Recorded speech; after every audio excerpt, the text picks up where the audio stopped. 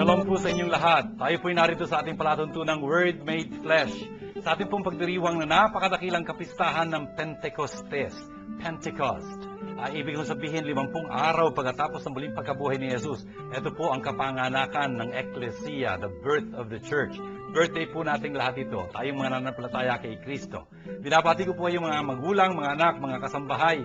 Lalo na po yung may mga karamdaman sa inyo. Ang Espiritu Santo po ang sanhi ng pagpapagaling.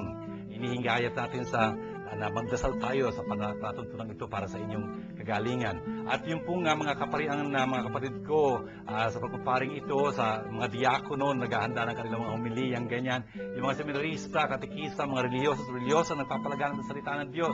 Sana po'y kapulutan ninyo ng may sasabuhay ninyo at maituturo nyo sa iba ang ating programang ito. Sana po'y kung may naitutulo ng programang ito, sana po'y ipagbigay alam nyo sa amin na nakapagpapasigla po ito ng damdamin. Nandiyan po yung mga cell text numbers, tapos yung ating email address. Natutuwa po tayo na ang dami-dami pinanggagalingan ng ating mga text messages, ng email messages from Japan, for example, from the whole part of the Philippines, yung mga taga-states and whatnot. Ang layo-layo po na naabot dito ng ating palatuntunan. Salamat sa Espiritu Santo. Yung po salita ng Diyos sa pag-uusapan natin dito, talagang nagiging salita ng Diyos ito. Salamat sa inspirasyon, the Holy Spirit being responsible for that. And also our understanding of the Word of God. Depende ho lahat sa Espiritu Santo na pinupuri natin, pinasasalamatan. Siya ho'y kasing Diyos ng Ama at ng Anak. At sana po'y talagang tulungan niya tayo sa paglago natin sa pagiging mga tunay na mga disipulo ni Jesus. Kaya po ang aking pagbati sa inyo, sama kayo naroon. Shalom sa inyong lahat.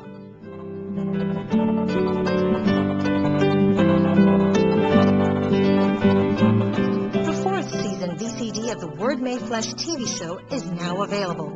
If you are interested, please contact the following numbers. Nitz Castro at 527-3952 or 0917-629-1851. Or Pat Gualberto at 892-1858 or 0921-373-8348. Or email us at wmffi@yahoo.com. Ang Word Made Flesh ay masayang nakikibahagi at malugod na sumusuporta sa pondo ng Pinoy.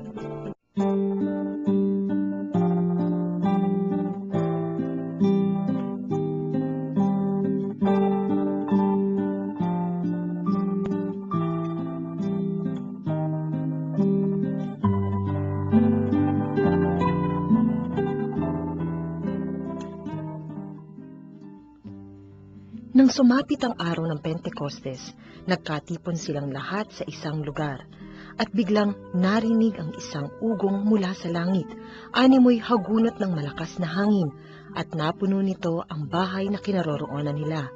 May nakita silang waring mga dilang apoy na lumapag sa bawat isa sa kanila, at silang lahat ay napuspos ng Espiritu Santo at nagsalita ng iba't ibang wika, ayon sa ipinagkaloob sa kanila ng Espiritu. May mga Hudyong buhat sa iba't ibang bansa na naninirahan noon sa Jerusalem, mga taong palasamba sa Diyos. Nang marinig ang ugong na ito, nagdatingan ng maraming tao. Namangha sila sapagkat sinasalita ng mga alagad ang mga wika nila.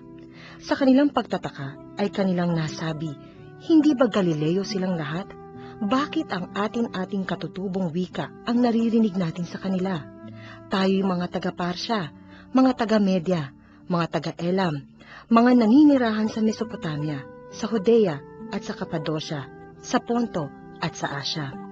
Mayroon pa sa ating taga-Phrygia at Pamphylia, Ehipto at sa mga saklaw ng Libya na sakop ng Cirene, at mga nakikipanirahang mula sa Roma, maging mga Hudyo at mga naakit sa Judaismo.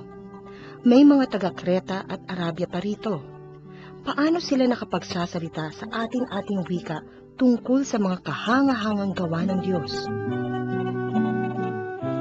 Sa ating pong pagdiriwang nitong dakilang kapistahan ng Pentecostes, ating pong narinig sa unang pagbasa itong ikalawang kabanata ng Gawa ng mga Apostoles. Ano nangyari dito? Sinasalaysay kung ano yung naganap doon sa kapistahan ng Pentecostes. Ano ba yung Pentecostes? Brothers and sisters, meron ng tatlong mga kapistahan na dapat idulog ng isang Hudyong lalaki from 13-year-old up sa Jerusalem. Yun, ibig mo sabihin, isa lang ang templo ng mga Hudyo, ano po? Tapos, pupunta sila doon sa templong yon. Yung mga kalalakihan, from 13-year-old up. Kalalakihan lang ho, obligado, kababaihan hindi. You know? Anong kapistahan yon? Paskwa, tapos Tabernakulo, tapos Pentecostes. Ano ba yung pinagdiriwang doon sa Paskwa? Yun yung paglikas ng anghel ng kamatayan doon sa mga bahay na nakitaan ng dugo ng kordero doon sa kanilang pintuan. Tapos so, yung ikalawang kapistahan, yung tabernacle. Tabernacle, so ibig sabihin tents. Ginugunitahon nila yung panahon na nandun sila sa ilang. Kung paano kinalinga sila ng Diyos doon. Hindi sila pinabayaang mamatay. Wala akong pagkain doon, wala akong tubig doon, wala akong ano doon sa disyerto. Kundi kamatayan. Pero kinalinga ho sila ng Diyos sa mahabang panahon, 40 years. Ibig sabihin, mahabang panahon hanggang makarating sila sa lupang pangako sila sa kanila ng Panginoon. Tapos yung katlo ay yung Pentecostes. Ano yung Pentecostes? Ang ibig sabihin ng Pentecostes, 50. Pentecostes, sa Griego ho, 50. Ito ho yung kapistahan na gumugunita kung paano binigay sa kanila ng Diyos ang batas. Yung batas ng Diyos na nagpaging marunong sa bayang ito ng Israel. It was a very beautiful celebration. Ito, nung nagdiriwang sila ng Pentecost, yung mga Hudyo, nagdiriwang ng Pentecostes, may nangyari naman para sa mga Kristiyano kung tutuusin. Ano nangyari? Yung pong pinaghintay sa kanila hindi ba pinahintay ni Jesus ang kanyang mga disipulo doon sa Jerusalem nung isang linggo, ano po? Ayun po, na natupad na yung pangako ni Jesus, sinugo niya yung pangako ng Ama. Ano yon? Ang Espiritu Santo. Paano naganap yun? Nandun sila sa isang lugar, doon sa pinagdausan ng sinakulo, you know? But this time, they were all together there. Yung mga apostoles, tapos si Mama Mary nandun din, 120 people there all in all. Tapos, bigla na lang ang lakas-lakas ng ugong na ganyan. Talagang yung hangin, kala mo may bagyong malakas na malakas. Tapos napuspos yung napuno yung kinaroroon nilang bahay. Ano nakita nila doon? Parang mga anyo ng dilang apoy, tongues as of fire, you know? Tapos pinapuspos sila ng Espiritu Santo. It is a very mystical experience, as you can imagine. You know? At tapos, bilang pangyayaring ganyan, napuspos ng Espiritu, lahat sila magsalita ng iba't ibang mga lingwahe, different tongues, you know? Ayon sa inuudyok sa kanilang Espiritu Santo, nakapagpoproklama sila, nakapagpapahayag sila ng magandang balita sa iba't ibang lingwahe. Ay, ang dami-daming mga Hudyo nga, sabi ko sa inyo, dinudumog ang Jerusalem sa panahong ito, nung tatlong kapistahan yun. Ito rin no, lalo na, ang dami-daming mga tao from all over the world, you know, the then known world, the Eastern world. Nandun lahat sila sa Jerusalem. Nung narinig nila yung malakas na ugong na yun, ayun, natipon sila dun sa kinaroroonan ng malakas na ugong na yun. Tapos nakita nga nila yung mga apostoles, nagsasalita, narinig nila yung kanilang, yung pinapahayag ng mga apostoles sa kanilang mga wika. Friends and sisters, yung mga nagsasalita, ang iba-ibang wika, you know, narinig nila yung kanilang salitang kaya. Talagang they were so amazed. Ang sabi nila, hindi ba mga taga-Galilea to? You know? Sa Galilea ho, you can meet people who will speak 4 languages, you know, somehow. They have their own Aramaic native tongue, Aramaic. Tapos Hebrew because of their scriptures. Tapos Greek because they live among Greeks there. In fact, of the 12 apostles, 2 will have Greek names. Andrea, Philippus, you know, Andrew and Philip. Tapos hindi lang yun. They can have Latin. Kasi nasasakupan sila ng mga taga-Roma. And the language is Latin, you know. And so, pero ang dami-damang mga tao nito. And then, in fact, in verse 9, enumerated Parthians, Medes, Elamites, Mesopotamian, from Judea, Cappadocia, Pontus, Asia, Phrygia, Pamphylia, Egypt, you know, Libya, Cyrene, Rome. Ang dami ng mga tao nito, you know, iba-ibang lingwahe yan. Pero narinig nila yung mga apostol, iba-iba yung mga lingwahe na nasasabi nila ngayon. Dati, siguro Aramaic lang naman talaga ang kanilang kabisadong lingwahe dyan. Nagpupuri, nangangaral sa kanila tungkol sa mga the mighty acts of God, yung mga dakilang mga gawain ng Diyos. Brothers and sisters, ito ho yung unang manifestation ng Pentecostes. Talagang pagdating ng Espiritu Santo, yung hindi magagawa ng tao, magagawa niya. At hindi lang ho yun. Ang ganda-ganda ho nang nangyayari. Ano ho yun? Isinilang ho ang eklesiya. Natawag ho kasi eklesiya, ibig sabihin out, kle means cold. Cold out. Natawag silang palabas mula doon sa kanilang kinaroroonan dating mga pamumuhay, from the darkness of sin, from the darkness of unbelief. Natawag silang palabas. Nakapakinig sila sa magandang balitang pinangangaral nitong mga disipulong ito na ngayon mga apostol na, sugo na ng Panginoon. Brothers and sisters, ang ganda-ganda ng ating pinagdiriwang pagka-Pentecostes, birthday of the church. Birthday ho natin, tayong nananampalataya kay Kristo. Yung kasi ang ibig sabihin ng church, the community of believers, Ecclesia literally means called out, called out. Yung mga taong tinawag mula sa kasalanan, mula sa dati nilang gawin, pamumuhay, mula sa kadiliman, at natipon sila bilang komunidad. Komunidad na nananampalataya kay Jesus bilang Kristo ang anak ng Diyos. Tayo ho yun. Ito ho ang ating birthday. Nagpapasalamat tayo sa Panginoon.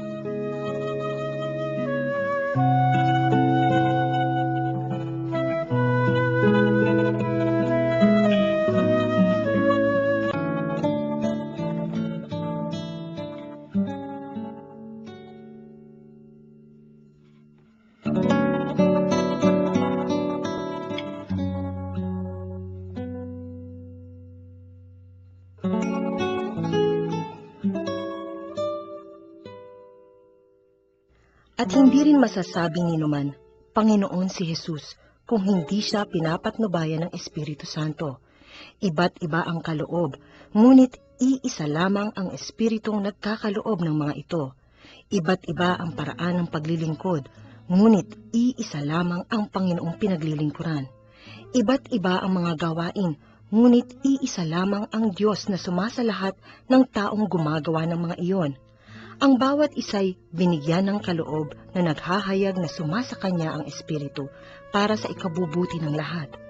Sapagkat si Kristo'y tulad ng isang katawan na may maraming bahagi. Bagamat binubuo ng iba't ibang bahagi, iisa pa ring katawan. Tayong lahat, maging Hudyo o Griego, alipin man o malaya, ay binautismuhan sa iisang Espiritu upang maging isang katawan. Tayong lahat ay pinainom sa isang Espiritu. Ito pong ating ikalawang pagbasa ay nagpapahiwatig po sa atin kung ano ang gawain ng Espiritu Santong ito na tinanggap po ng mga disipulo at ng bawat isang Kristiyano sa pagkanyang pagbaba ng Pentecostes na ating pinagdiriwang ngayon. 50 days after the resurrection is Pentecost, the 50th day, nung pumanagong Espiritu Santo. Sabi mo nga sa inyo, sinilang ang Ecclesia. The church was born. Ano sinasabi dito ni San Pablo sa kanyang unang sulat, chapter 12? Ang sabi niya, I tell you, nobody speaking by the Spirit, kung talagang pinamumunuan ng Espiritu Santo, walang sino mo makapagsasabi, si Jesus ay talagang sumpain. Imposible yun. Ang sabi niya, tulad din naman, walang makapagsasabing si Jesus ang Panginoon, Jesus is Lord, if not by the Spirit, except by the Holy Spirit. Mga sisters, nakita niyo ho ba yun? Kung naintindihan ho natin itong sinasabi ni San Pablo dito, no one can say Jesus is Lord except by the Holy Spirit, ay naku, malulula ho tayo sa napakahalaga palang papel ng Espiritu Santo. Jesus is Lord, yun ho ang confession, yun ho ang pahayag, yun ang pinaninindigan ng isang Kristiyano. Kristiyano siya kasi si Jesus, ang Kristo para sa kanya, ang pinapanginoon niya, ang talagang tagapagligtas niya. Jesus is Lord and Savior para sa Kristiyano. Hindi mo masasabi yun, hindi lang ho sabihin, any parrot can say that, pero yung sabihin, ibig sabihin, angkinin. Hindi mo pwedeng angkinin yun kung hindi ka pamumuno ng Espiritu Santo. Sa mga tuwido, hindi tayo pwede mag-umpisa maging Kristiyano kung walang Espiritu Santo. Napakadakila ho ng kanyang papel sa buhay Kristiyano. He is the only one who can convince us that Jesus indeed is Lord. Kahit na the whole world doesn't believe in Jesus, tayo ho nakapananampalataya si Jesus ay Panginoon. Salamat sa Espiritu Santo. Ang Espiritu Santo ho ang magbubunyag sa atin kung sino talaga si Jesus. In fact, yun ho magiging papel ni Jesus. In fact, dito sa pagbasa natin sa araw na ito, makikita natin, merong magiging papel ang Espiritu Santo. Ano magiging papel ng Espiritu Santo? Siya magtuturo sa atin ng buong katotohanan. Siya magpapaalala sa atin lahat ng sinabi sa atin ni Jesus. Siya magtuturo sa atin, mag-aakay sa atin tungkol sa buong katotohanan, tuturuan niya tayo ng lahat ng bagay, at idideklara niya sa atin ang mga bagay na darating pa. You know? Brothers and sisters, tingnan nyo, ang laki-laki ng magiging papel ng Espiritu Santo. At mula ho sa Espiritu Santo, ang lahat ng mga biyaya, lahat ng mga kaloob, the word gifts sa Griego, charisma. Charisms, charisma. Charisma, ibig sabihin, charis ho is grace. Charisma, a gift given to us freely. Pero may kaibahan ho yung grace tsaka yung charism. Pagamat parehong ang pinangyarihan, ang pinanggalingan nun. Grace is charis. Charism is charisma. Notice, it's the same word. Charisma. The point is, what is grace? Grace is God's gift to you for you. Oh, maganda yun. Handog ho, kaloob ho yun ng Diyos, malaya niyang kaloob to para sa ating kapakanan. Binibigay niya ho ito sa atin para sa atin. Yung charism ho, biyaya din ng Diyos yun, kaloob din ng Diyos yun, right? Given to you. Parang grace, ano ho? Kaya lang kaibahan, this charism is grace for you, is given to you, but not only for you, but for the common good. Yun ho ang sinasabi niya dito sa verse 7. To each individual, the manifestation of the Spirit is given for the common good. Medyo sometimes it's translated some benefit. That's a very, very poor translation. Common good ho ang ibig sabihin nito. Yun nga lahat ho ng mga kaloob ng Espiritu Santo, iba-iba ho yung mga kaloob ng Espiritu Santo. Pagbabanggitin pa nga ngayon dito Binibigay ho ito sa atin upang talagang para sa ikabubuo, para sa ikaluluwalhati, para sa ikapapakainabang ng sambayanan. It's for the common good, hindi para sa iyo, kundi para sa lahat, Anong ang mga kaloob na ito? For example, wisdom. For example, knowledge. For example, faith. For example, healing. For example, mighty deeds. Prophecy. Discernment of spirit. Tongues. Interpretation of tongues. Brothers and sisters, tingnan nyo, ang Espiritu Santo nagbibigay nito sa bawat isa sang-ayon sa kanyang kalooban. Ano ho yan? Kaloob ho ng Espiritu Santo to. Kung gusto mo itong mga gahandog na ito, hingin mo sa Kanya. Huwag ka mainggit sa iba. Kasi ang mga kaloob na ito ay para sa lahat kung tutuusin. As a body, sinasabi ho dito sa atin, meron tayong iba't ibang mga bahagi, hindi ho ba? Ganun nga, iba-iba yung mga bahagi, pero iisa lang katawan niyaan. Ganyan din naman, yung iisang katawan ni Kristo, ang Ecclesia, iba-iba ang mga parte. Iba-iba tayo. Pero pinagkalooban tayo ng iisang Espiritu. Iisang Espiritu. Kung kaya dapat mabuo tayo bilang Espiritu. Bilang iisang katawan. Total, pinayon tayo sa isang Espiritu, ang Espiritu Santo. Mga sisters, ang dami yung kaloob ng Espiritu Santo. Ano nga ba mga kaloob ng Espiritu Santo sa inyo? Alam niyo ba? Kung hindi niyo alam, sana alamin ninyo dahil napaka-importante ho nun. Hindi natin magagamit yung mga kaloob sa atin ng Diyos kung hindi natin alam, hindi ho ba? Biro mo, pagka nag-birthday ho kayo, binigyan kayo ng isang regalong very beautifully wrapped. Pagkatapos yung magpasalamat sa nagbigay sa inyo noon, anong gagawin ninyo? Ito lang bubuksan ninyo, hindi ba?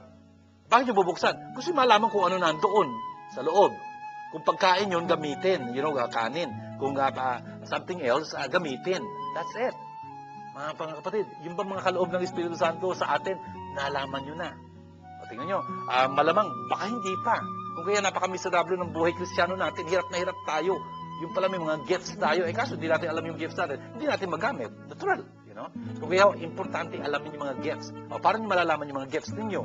At dito pumapasok, for example, tulad na nasabi ko na paulit-ulit dito, yung kahalagahan ng mga renewal communities, yung mga charismatic communities, yung kanilang binibigay na mga Life in the Spirit Seminar, yung mga LSS kung naturingan, yung mga CLP, Christian Life Programs and whatnot. Yun ay para tulungan tayo maintindihan paano bang gumagalaw sa ating buhay ang Espiritu ng Diyos. We were supposed to have been baptized in Spirit and in water, Yes, in water we have been baptized, but have we allowed the Holy Spirit to really move in us, Sana hindi mangyari nung sinabi ng mga nakatagpo ni Pablo doon sa Ephesus, hindi mo lang namin alam may Espiritu Santo pala. Grabe, you know? Tayo sana hindi ganon. Dapat malaman natin kung sino itong Espiritong ito, kung anong ginagawa niya sa ating buhay, kung anong ang kanyang mga kaloob para magamit ho natin at maluwalhati natin ng Diyos.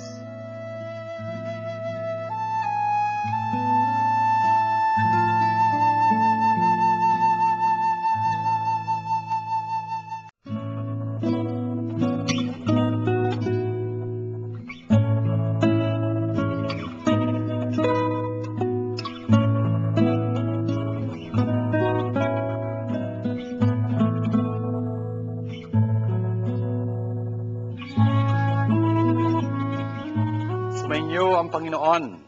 Magandang balita ng Panginoon ayon kay San Juan. Kinagabihan ng araw ding iyon, ang mga disipulo'y nagkakatipon. Nakapinid ang mga pinto ng bahay na kanilang pinagtitipunan dahil sa takot sa mga Hudyo. Dumating si Jesus at tumayo sa gitna nila. Sumainyo ang kapayapaan, sabi niya. Pagkasabi nito, pinakita niya ang kanyang mga kamay at ang kanyang tagiliran. Tuwang-tuwa ang mga disipulo nang makita ang Panginoon. Sinabi na naman ni Jesus, sumainyo ang kapayapaan. Kung paanong sinugo ako ng Ama, gayon din naman, sinusugo ko kayo. Pagkasabi nito, sila'y hiningahan niya at sinabi, tanggapin niyo ang Espiritu Santo. Ang patawarin ninyo sa kanilang mga kasalanan ay pinatatawad na nga. At ang hindi niya patawarin ay hindi nga pinatatawad. Ito mga kapatid, ang magandang balita ng ating kaligtasan. Mga kapatid, tingnan nyo sa pagkapisahan po ito ng Pentecostes. Ito pong ebanghelyong ito ay binabasa. Pwede ho din basahin yung sa chapter 14. Tingnan natin kung magkakaroon tayo ng pagkakataon para komentuhan din yun. Pero ito hong chapter 20 verse 19 to 23. Ano nangyari? Unang araw yun ng Sanlinggo, kinagabihan. Unang araw ng Sanlinggo. Ano sa palagay niyo unang araw ng Sanlinggo? Linggo ho. You know? Usually, akala natin Lunes ang unang araw. Hindi ho. It begins with Sunday. You know? Monday is the beginning of the work week. You know?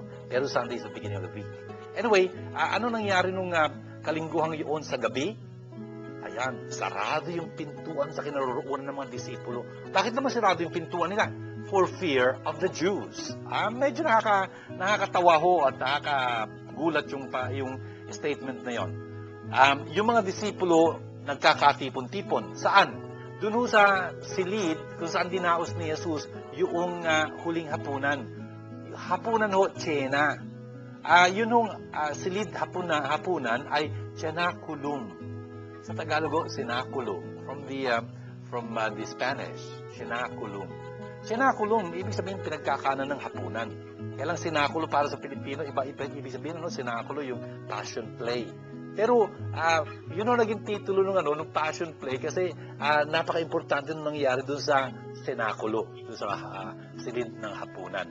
Anyway, ano nga ba nangyari dito pagharap nung muling nabuhay si Jesus? Sarado yung pintuan nandun na yung mga disipulo dahil takot na takot sa mga Hudyo.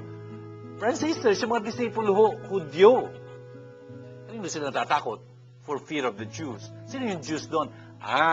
This text here makes you understand na yung salitang mga Hudyo, the Jews, in the Gospel of John particularly, ay mayroong ibang kahulugan. It's not the Jewish nation, the Jewish race, yung mga Hudyo. Hindi ho yun. Kundi yung pamunuan ng mga Hudyo. These are the Jews. Ito ho yung kinatatakutan itong mga Hudyong ito. Yung mga disipulo ni Jesus, mga Hudyo sila. Pero takot na takot sila sa mga pinuno ng mga Hudyo na pumatay pa nga kay Jesus.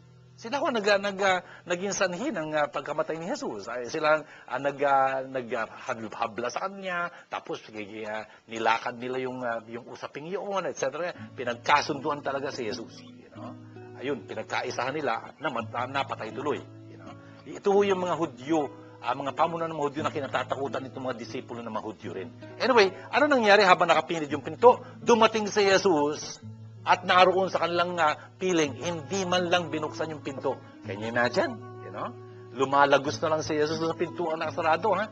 Brothers and sisters, why? Because, yes, He is risen with a glorified body. We say it like that, glorified body. What exactly is that? We don't exactly know. I mean, pero isang katangian niya, ito ho, nakakalagos, talagang nakararaan siya sa mga pintuang sarado pa man din. Sabi ko nga sa inyo, St. Augustine will be saying, ay hindi naman nakapagtataka yun na pumasok, nakapasok sa sinapupunan ni Maria, hindi naman nasira ang pagkabirhen ni Maria. So, kung papasok sa isang pintuan na material, walang problema. Anyway, nung dumating si Jesus sa piling nila, ano sabi niya? Peace be with you.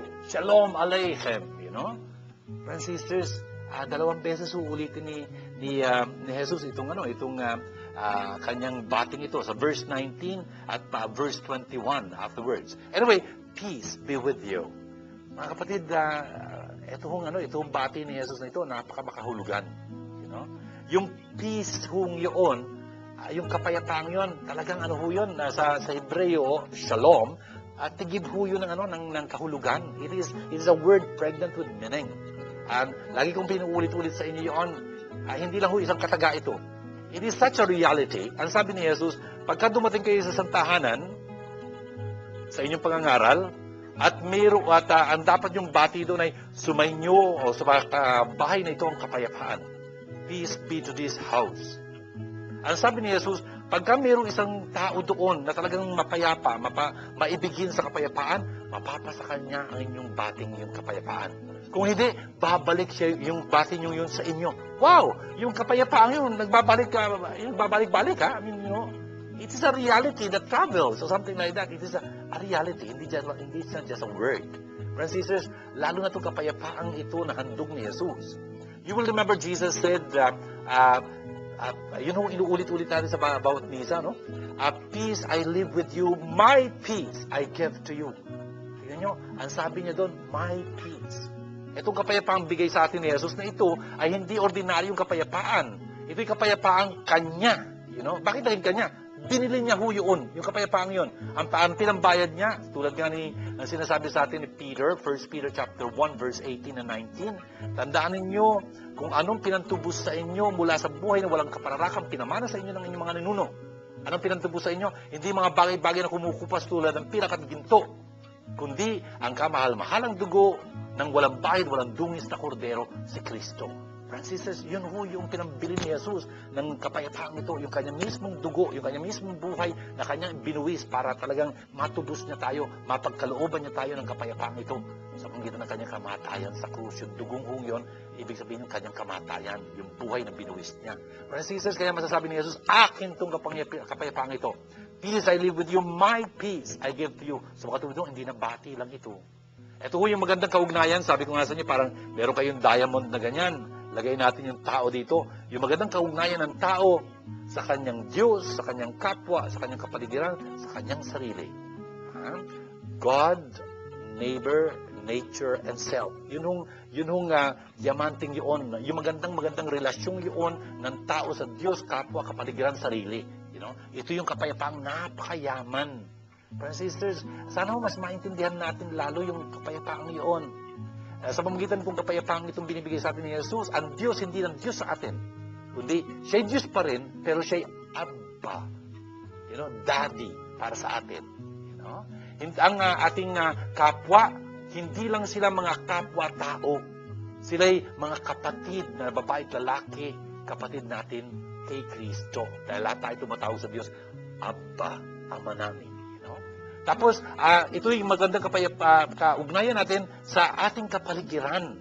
Mga bagay-bagay sa ating kapaligiran na hindi lang mga bagay na dapat gamitin, hindi abusuhin, kundi mga bagay-bagay na dapat magpaalala sa atin, ng pagkalinga sa atin ng Diyos. There are supposed to be so many reminders, of God's great love for each one of us, I think I shall never see a poem as lovely as a tree.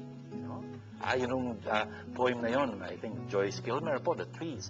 Sa dulo nun, ang sasabihin niya, poems are made by fools like me, but only God can make a tree. Yes. Dapat to, pagka nakita natin isang puno, maalala natin ang may likha dito. Hindi naman sana makita mo yung puno, ang maisip mo kagad, panggatong. Ala, yun lang yun ang naisip niya. O kaya tabla. Something, hindi ho. I mean, I think, tapos, I see His blood upon the rose, and in the skies the glory of His eyes. His shadows glimpse amid eternal snow. His tears fall from the sky. Wow, yung mga things in nature can really remind us of God's presence among us. Friends and sisters, yun ho yung nature. Dahil binigyan tayo ni Jesus itong shalom niyang ito, yung nasa paligid natin ngayon, mga sakramento na ho ito, mga patanda ito, mga palatandaan to ng kabutihan, ng pagmamahal at pagkalinga sa atin ng Diyos. Very beautiful. Hindi lang ho yun. Yung mga kapwa, yung mga sarili natin, hindi lang ho tayo katawan. Hindi lang ito kaluluwa na nasa loob ng katawan. Hindi ho. Tayo yung mga mahal na mga anak ng Diyos. Tayo yung mga kapatid at kaibigan ni Jesus na anak ng Diyos. Tayo ho'y talagang pinananahan ng templo ng Espiritu Santo. Wow, ang ganda-ganda ho nitong peace na ito na bati sa atin ng Panginoon. Kaloob niya ho ito. Ito yung kanyang handog sa atin sa pamamagitan ng kanyang muling pagkabuhay, At itong pinapaalala sa atin ng Espiritu Santo, yung peace na dala-dala sa atin ng Panginoon. Friends and sisters, tingnan niyo, ito hong sinasabi ni Jesus dito sa verse 21. As the Father, okay, pagkasabi niya na peace be with you, ang dugtong niya, as the Father has sent me, so I send you. Napakahalaga ho nito. Tulad ng sinugo ako ng Ama. Sugo, ibig sabihin ng apostol. Kung paano naging apostol ako ng Ama, yun ang ibig sabihin nito eh. Kaya din naman, ginagawa ko yung mga apostol, I send you. Yun ang ibig sabihin ng apostol. Apo, ibig sabihin away, stello, to send away on a mission. Yun ang ibig sabihin ng apostol, apostoles, no? Brothers and sisters, tayo ang mga apostoles ni Kristo. I still remember very vividly those days of January in 1995. Siguro yung mga may gulang na sa inyo, alam niyo kung ano nangyari noon, no? Ano nangyari noon? Dumating mo ang Santo Papa dito, Pope John Paul II for the World Youth Day, It was so grand. That was the greatest conglomeration, the gathering of people in a physical, place. Si Father Junho, I had that privilege of being, in the security of the Pope. I didn't understand how that happened, but I was with them. Ganyan ho kami ng Santo Papa. Saan man sila magpunta? Paglapag niya hanggang sa pag-aalis niya, And it was not very easy, not very simple if you know what it means, Ngayon ho sa mga balita sa mga news natin lumalabas kung na mayroong pagtatangka talaga sa kanya, sa kanyang buhay. Yun na nililitis sa States, for example, na isang yung naging responsable for the World Trade Center bombing, etc. Ganyan. Inaamin niya yun eh. Tapos yung pagtangkang pagpatay kay Clinton na nandito sa Pilipinas. At yung Santo Papa rin, alam ko yun. I was an insider into that story na nagkaroon ng news blackout. Anyway, what I'm saying is, nung dumating dito ang Santo Papa noong 1995 na yun, ito ho ang tema, as the Father sent me, so I send you. And I remember, pagka binabanggit na Santo Papa yan, sa paulit-ulit yung binanggit ito sa mga kabataan doon. Sa mga tao, palakpakan ho yung mga kabataan. Can you imagine? 1 million of them clapping because, binabanggit sa kanila na the Father is sending, He's sending, He sent Jesus sending this youth in order to be apostles to the youth and to the countries they come from. Francis, ang ganda-gandang bagay noon. Pagkatapos noong pagsusugo ni Jesus, paggawa niya sa ating mga apostol sa pamagitan ng breathing na yon, nung pagkasasabi niya yon, ang sabi dito He breathed on them. Hiningahan niya sila. Medyo, bakit ganun? Bakit hiningahan niya sila? Kasi Jesus was a very good teacher, And so He uses audiovisual aids. Di ba yung mga teacher gumagamit ng mga LCDs to project their I don't know, PowerPoint presentation, something like that. Si Jesus didn't know. He was a teacher, a very good teacher. He uses graphics in words. He paints sceneries in words. Mga parable niya. Very vivid stories. At he uses really audiovisual. Nakita ho nila yun eh. Ano ibig sabihin nun? Kasi tandaan ninyo sa Hebreo, ruach. Sa Griego, pneuma. Yung dalawang salitang yun, magkatumbas ho yun eh. And they have 3 meanings. Ano yun? Number 1, wind. Number 2, breath. Number 3, spirit. Kung kaya hiningahan sila ni Jesus, halos kinikinitan nila, may darating na, something connected with this breath dito, yung breathing na yon. Ano yon? Spirit. Ayun, sasabihin ni Jesus, receive the Holy Spirit.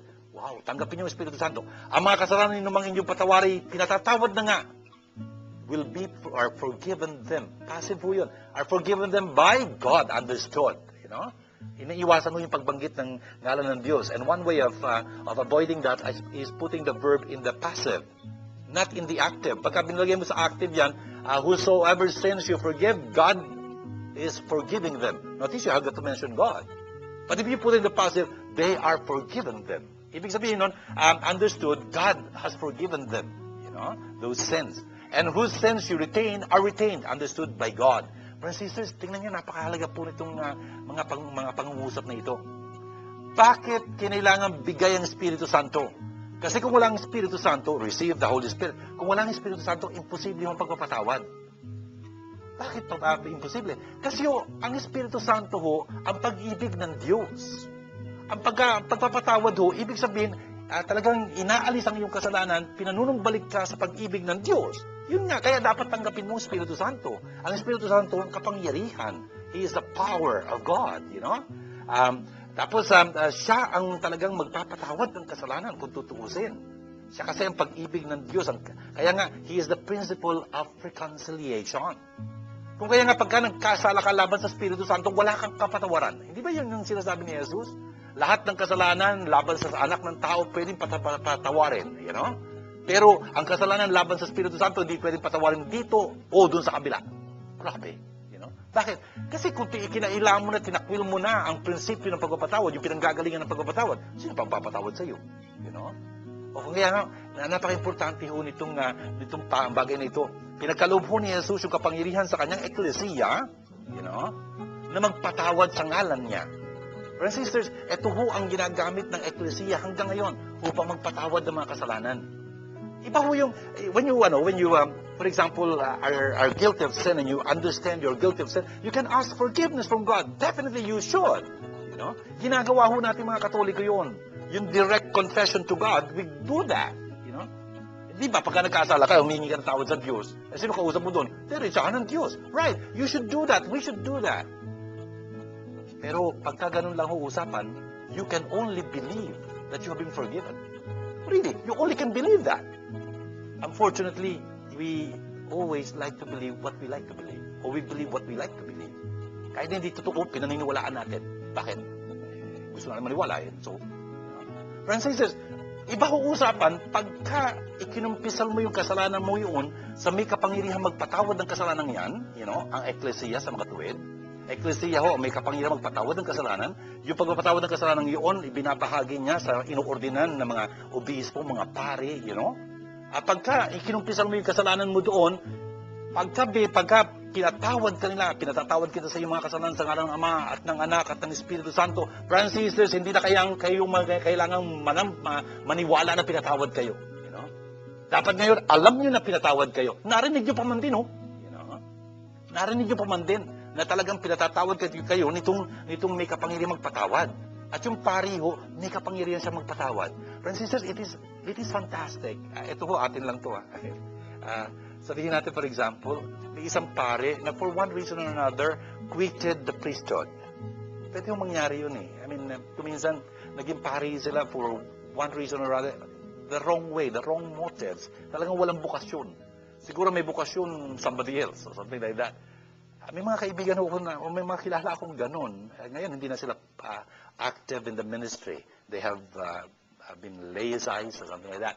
They have received dispensation from Rome for that. Alam niyo ba? Kunwari, pero hindi na sila pwedeng magmisa, hindi na sila pwedeng umupo sa kumpisalan, hindi na pwedeng, yung ginagawa ng pare, hindi na nila pwedeng gawin kasi laicized na sila, naging mga laiko na sila uli.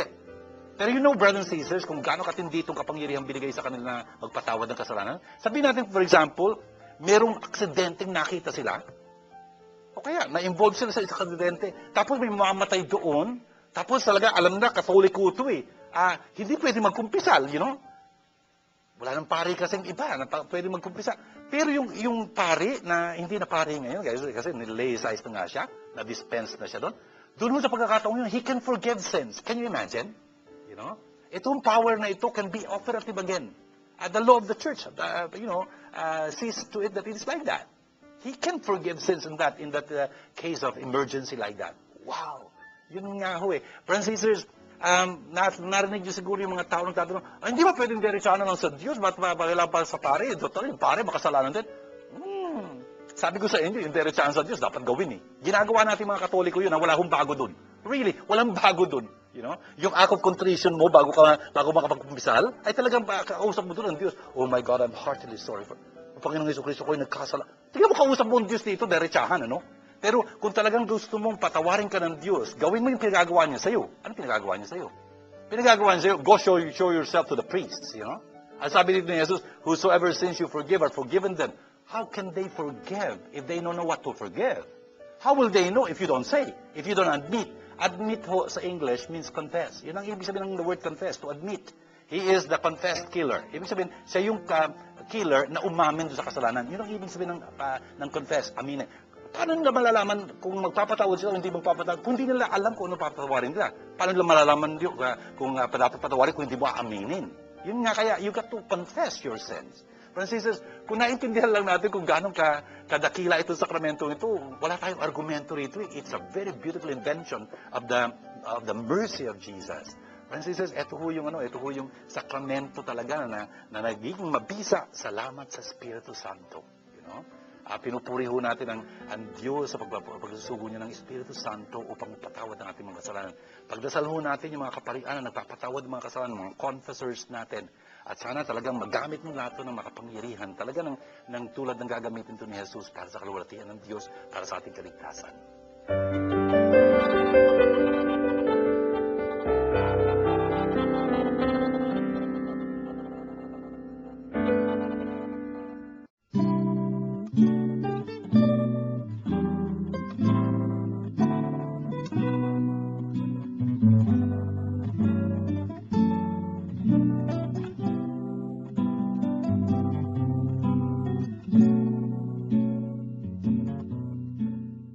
Father June, bakit po tongues of fire ang simbolo ng Holy Spirit?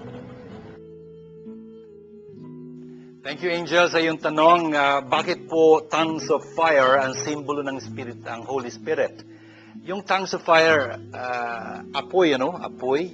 Parang naghugis dila, Yun ang ibig sabihin ng tongues of fire, apoy. Apoy kasi, simbolo to ng Diyos. Madalas, yun ang hindi ba? Yun ang simbolo ng Diyos. Halimbawa, yung from the time of Abraham, yung ang apoy na sumunog dun sa inihandog niya. Tanda yun na tinatanggap ng Diyos yung kanyang paghandog na yun, yung kanyang pagpagtipan sa Diyos, yung kanyang pagkasunduan sa Diyos. For example, yung apoy na tumutupo, na nagliliyab dun sa palumpong, yung burning bush, hindi naman natutupok yung bush, Tapos yung fiery cloud na nagsusubaybay sa kanila, during the night, and yung fire na yun na talagang madalas kumakatawan sa Diyos. Itong kasi pumapanaw yung Espiritu Santo ang Diyos ang Espiritu Santo, right? Ang Diyos ay tatlong persona, Ama, Anak, Espiritu Santo. Ang Espiritu Santo pumapanaog, Diyos siya, kaya fire. Kaya lang yung fire na yon maghuhugis dila. Parang ba sa kandila, makikita mo yung apoy ng kandila, hindi na, yung apoy naman hindi na kwadrado, hindi na bilog, parang pag ganun, parang tang na nga.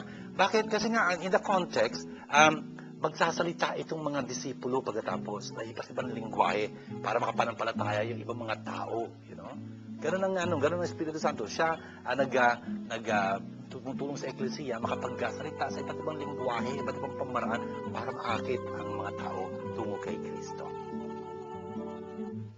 Father John, bakit kailangan mag-sorry pag may kasalanan? CJ, thank you very much sa iyong tanong. Bakit kailangan mag-sorry pag may kasalanan? Kasalanan, ibig sabihin, hindi ka naging tapat sa Diyos. Meron kang sinuway na kautusan niya, hindi mo napatunayan yung pag-ibig mo sa Diyos. Siguro at 16 years old, meron kang pagkakaintindi ng pagkipagkaibigan, di ba? May mga kaibigan ka siguro. Pagka nasaktan mo yung kaibigan mo, sana hindi naman physical, medyo sobra yun, no? Nasaktan mo sa panalita mo, for example, talaga na kaibigan mo siya eh. Anong gagawin mo? Matutuwa ka pa ba doon? You know? Kung talaga magkaibigan kayo, sabihin mo, sorry, I didn't mean it. Sumobra siguro sinabi ko, I'm so sorry. You know? Ba't ka nang so sorry? Kasi mahal mo yung kaibigan mo. Kaibigan, ibig, may pag-ibig.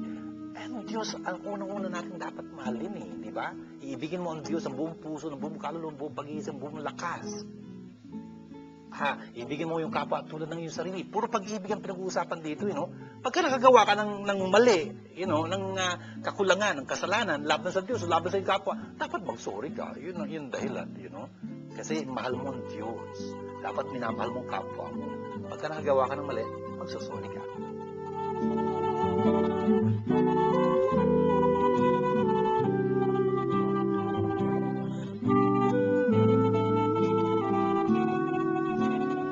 Shalom. If you had been blessed by this program, please know that God needs your financial help to continue Word Made Flesh TV show in its mission of touching more lives. For your donations, please contact the following numbers. Father Jun Lingard, SDB at 823-9263 or 823-9220 or 0917-833-0863. Or Miss Nitz Castro at 527-3952 or 0917-629-1851. Or make your deposits to Word Made Flesh Foundation Incorporated, PPI account number Philippine Pesos 0011165362 or our dollar account 0014151206. I'd like to thank you on behalf of Word Made Flesh Foundation. Shalom.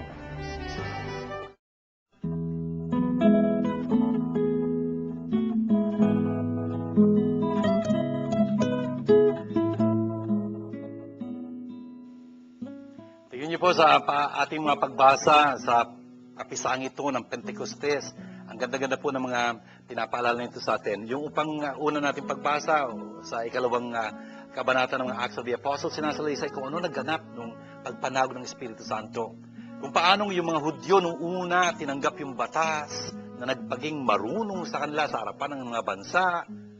Ang Espiritu Santo ho ang talagang magbubuo ng eklesiya na magpapakita ng siya talaga ang kalipunan ng pinag-aharian ng Diyos, the kingdom of God on earth.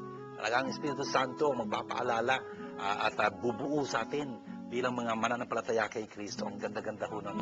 At na mabubuo lang tayo pag kami mga ngaral, ng magandang balita. Kaya tayo, for example, mga Pilipino, paano pa tayo naging mga Kristiyano? Paano tayo nakapanampalataya kay Kristo? Salamat doon sa mga unang nagdala sa atin ng pananampalataya. Yun ang unang-unang mga misyonaryo. Nangaral sila, yun, tinanggap natin yung pananampalataya yun.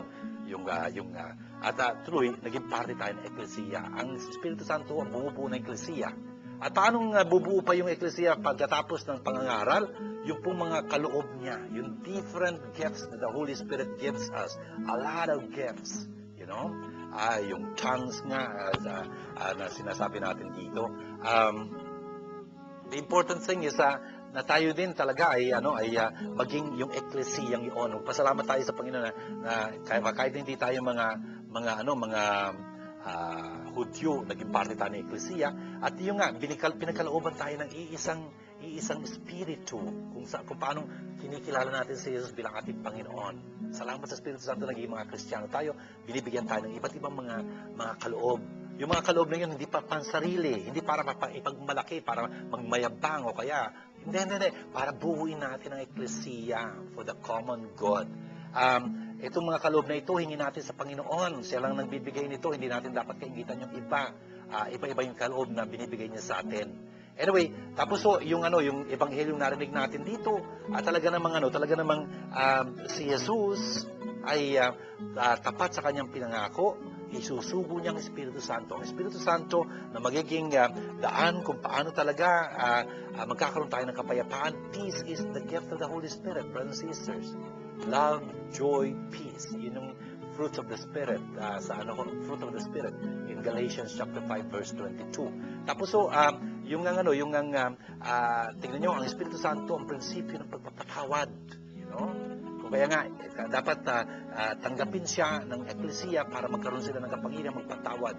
At tayo, nagpapasalamat tayo sa Panginoon, binigyan niya tayo ng pananampalataya na talagang makita doon sa sakramento ng pagkipagkasundo, sacrament of reconciliation, the confessional, ang paraan kung paano itong pagpapatawad natin ng Diyos umaabot hanggang sa atin. Sisters, that's fantastic. Pagdasaluhan natin yung mga kaparihan natin na gumagamit nga itong kapangyarihan ito. Sana talagang kasangkapanan sila ng Diyos ng maluwalhati at makapangyarihan. Sisters, ito ho ang ating gustong gawing panalangin. Sana ho sama-sama tayong makipanalangin kasama ni Father June para sa mga intensyon ng mga sumusubaybay sa atin. Habang pinagdarasal tayo ni Father June, nagipagdasal kayo, kay Father, para mas marami tayo ng darasal, mas matibay ho yung ating pagdarasal na iyon. Kaya po, itaas natin ngayon ang mga panalangin ito sa Panginoon. Aba, nagpapasalamat po kami sa inyo para sa mga katotohanan at talagang mga napakaganda mga aral na ibinigay niyo sa amin sa pagitan ng banal na salita na aming inaalala at pinagdiriwang dito sa kapistahan ito ng Pentecostes. Nagpapasalamat po kami sa Espiritu Santo na inyong kaloob sa amin, nag-inspira ng inyong kasalita, kaya ang Biblia ay nagiging salita ng Diyos. Aba, tinataas po namin sa inyo ang lahat ng mga sumubaybay sa aming palatuntunan ito, maging sa TV o sa radyo.